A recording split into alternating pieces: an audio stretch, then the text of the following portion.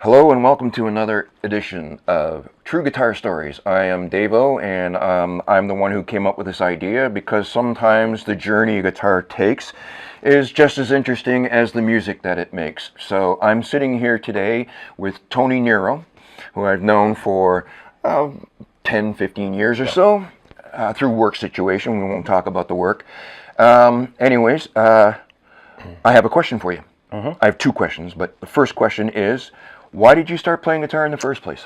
Well, you know what? When I was a little boy, maybe about 5, I used to cut out pictures of guitars, and guitars just fascinate me. Just the way they look, right? The way they sound, right? And I was always into the cooler, heavier music, growing up. And I asked my dad, actually my cousin, who were very close, and he started playing keyboards and taking keyboard lessons, right? So, accordion actually, and back in those days. So I says to my dad, well, you know what? I want to learn guitar. And I was 7 years old, and him and we used to go to music lessons. He used to go to this accordion class, and I used to go to my guitar class, and I just loved guitars, So yeah, then I started playing guitar. Okay. Cool. When I was 7 years old. You started playing when you were 7. Take lessons? Yes. Full lessons? Yes. Okay. Yes. How long did you take lessons for? Oh, many years. Many years? Yeah. Many years at first started, yeah. Okay. Well, then that leads me to my next question. Uh-huh. I can see what you have there, and I'm not worthy, but can you please tell the guitar story that you have? Okay. Well, back in 1974, after school, I used to go by Long McQuaid's, and there was only one store at Long McQuaid's at the time. It was over at Spadina, near Spadina on Bloor. Yes. There's a Kinko's there now. So I used to go there after school, and because my parents bought me a Raven guitar, something like John's, right? And a little Raven amp. So I always wanted a real Gibson Les Paul, custom, right? So I would go after school, and I would see this white Gibson Les Paul Custom, 1974. And I just loved it because it was white with the gold pickups, right? You see how this is white? That was black around, so it was beautiful. Black binding, like a negative. Yeah. So I asked my parents, and my parents, by the time they decided to buy me, a real Les Paul, because I was actually playing back then, okay. Right? We were doing clubs, and I was too young to even walk off the stage because of the liquor laws. Right. And I was young, right? So, anyways, when they decided to buy me one, right? Well, the funny story was, we'll ask people in Italy there and see how much they are in there. This is an American-made guitar. Little did they know, right? So, anyways, we went to Long McQuaid, and lo and behold, it was sold. The white one was gone. The white one, gone. I thought, I was so disappointed, right? So we went to the salesman, and he says, well, you know what? He goes, I got a special one, he says, all right? It's upstairs, all right? If you want to come and take a look at it. I says, yeah, okay. So me and my parents went upstairs, right? He opens up the case, and it was this, a 1974 20th anniversary Black Beauty. 20th anniversary. Yeah, it's engraved here on the 15th fret. You can't see that, but it is in here. And we'll take the 15th It's fret. going to be out of focus, but we'll take a photograph of it later so that you can see the details of it. So anyways, the Les Paul Custom, I remember back then, was $800 back in 1974. That was a lot of money. A lot of money, yeah. Yeah, and then my parents sold their land in Italy for me to get it for me, right? But this one here, because it was the 20th anniversary, it was special. It wasn't up on the wall, right? It went for $1,100. Yeah. So the funny thing is, as we're looking at it, my mom goes, oh, black is much nicer. It's much more elegant than white. And this is the funny part. She says, and besides, it won't get dirty. Yeah. You know what I mean? Yes, because it was white. So she's got this thing. White gets dirty, black doesn't, right? You know what they say? Black picks up everything but women. Yeah. Okay. That's funny. That's funny. So anyways, yeah, this one here is, it's got a volute. Yeah. You know? Okay, yeah. Yeah, of 1974. I mean, in the 70s, Gibson did this because of the so it wouldn't break. Yes. So it was. Would you mind if I Sure. gently molest it? And we'll hold it too so that the camera can get a good look at it. But that's beautiful, and it's like this looks like it just came off the line. Yeah, well, I did change all the gold hardware because the other one was the original hardware was all tarnished. Everything's original except the hardware. So the pickups have new gold covers, right? The tuners are not original because they were all they look like crap, right? But I put new tuners on because I like the new gold. Grovers, yeah.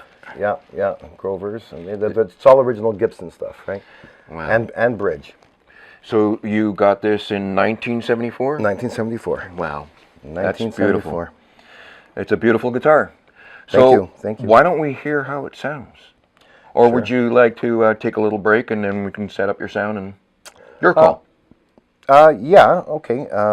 Yeah, if you want, let's start off with how it sounds. Yep.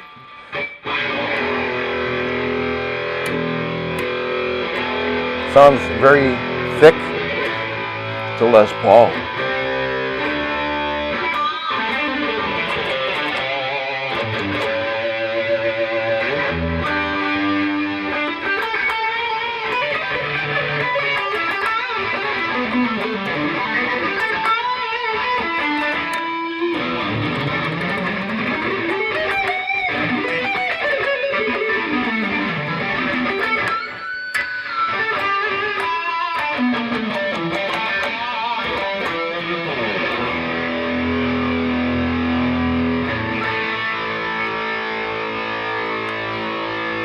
In the time I've known you too, you are a Les Paul man, though, are you? Yes. You have a few of them. Yes. Cool. Yep. That I do. And okay, and then I'm gonna go into clean. Yeah. Okay. Well, then hang on a second here. We're just going to sort of just wrap up the thing here. So it's a '74 Gibson Les Paul custom, 20th anniversary. Your parents bought it for you. Yes. That's really cool, and it's stunning. I don't know if you could see it on the camera here, but this thing looks like it just came off the production line. So let's hear your clean tone now. Yep. See, because this was called the 1974 20th anniversary, was called the Fretless Wonder. I've heard that. Right, and this is what this is. If you take a look at the frets, they're really low. Yes. Really low. So this was good for jazz players. Like a lot of jazz players used to love this, right? So it's got a nice clean tone for jazz.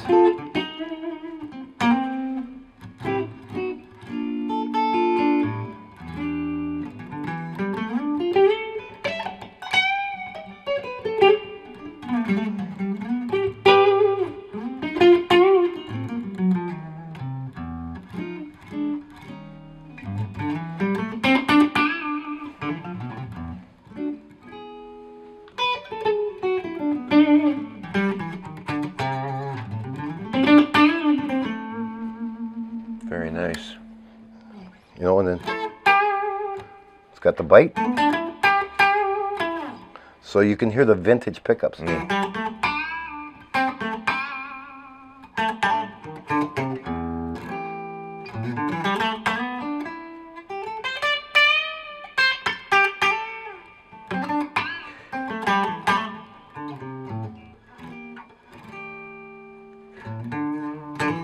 So it's essentially stock. Yeah. Except for you've replaced some of the hardware on The it. covers. That's The it. cover, just the covers. Just the covers. So even the bridge and the tailpiece. No, the bridges and the tailpiece are replaced. They're actually better. Okay. Right. But all the hardware, I mean, all the electronics are all stock. Electronic stock, but the hardware has been upgraded. Yeah. Cool. Yeah. All right. Well, I think we've got your story. If you're satisfied with what you're. Yep. And we've got some demonstration of you playing your guitar. So I guess we're done here. Thank you, Tony. Thank you. For, Thanks for having me. Oh, you're welcome. Thank you for sharing your guitar story with us. Thank you. True Guitar Stories. I am Davo, and please, if you like, you can hit the like button. If you don't like, you can do that too. You can subscribe to my True Guitar Stories channel. There will be a link in the description box below description box below. I'm still having trouble with that. Send me an email. I am in the Greater Toronto area, and if you want your guitar story to be on camera on my channel, I would like to hear it. So, again, like, dislike, subscribe, don't subscribe, but thank you for watching True Guitar Stories. I'm Davo. Thank you, Tony. Thank you. Thank you, John, for Johnny's Doghouse Studio, and that's a wrap.